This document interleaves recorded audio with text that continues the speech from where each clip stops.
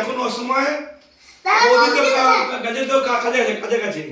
ও বৌদি একটা ভালো হতো। ভালো কেন, কি বিষয়?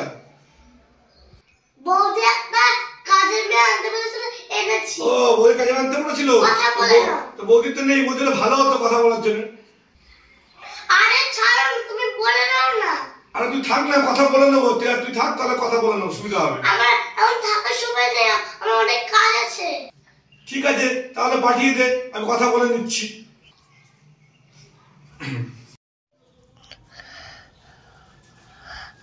আরে দাদা, আপনার বাড়িতে নাকি শুনলাম কাজ আছে? আরে তুমি কে?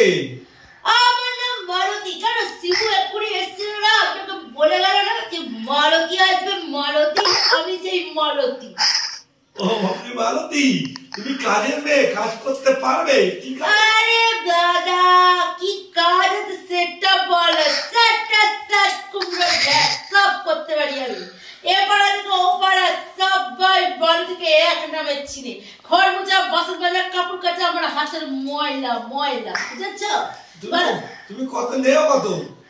আরে শিবু তোমাকে সব বুঝিয়ে দিয়েছে। আমি শিবুর সঙ্গে সব কথাবার্তা বলে দিয়েছি, সব ফিটিং করে নিয়েছি। শিবু বলেছে তোমাদের নাকি ঘর মুছতে হবে আর দুবেলা বাসন মাজতে হবে। তো দাদা, আমার ১,৫০০ টাকা মাইনে। আমি ১,৫০০ টাকার এক পয়সা, ১,৫০০ টাকা থেকে আমার শুরু হয়। এবার তুমি বলো আমাকে কত দেবা? ১,৫০০ টাকা শুরু? হ্যাঁ। আরে বাবা, তো শুনেই তো আমার কেমন লাগছে। শোনো দাদা, আমি আগে থেকে পড়ে যাবো, খ্যাচ খ্যাচ ভ্যাচ ভ্যাচ প্যাচ প্যাচ, একদম পছন্দ। আরে মাসে কদিন কাজ করবে তুমি তাহলে? ৫ দিন ছুটি, তারপরে থেকে তুমি গুনতি করে নাও না কদিন হচ্ছে।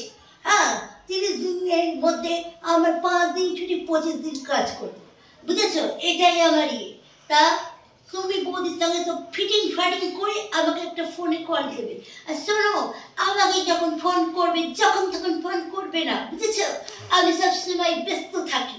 এই বাড়ি ওই বাড়ি পাড়ার এ বাসা থেকে ও বাসা সবাই মারুতি বাস শিখেছে। সেহেতু আমাকে রাতে ৯টার পর ফোন করবে। চললাম, এই পর্যন্ত কথাবার্তা হয়ে থাকলো। এবার তুমি যা করবে আমাকে ফোনে জানিয়ে দেবে, বারবার আমাকে আসতে পারবো না।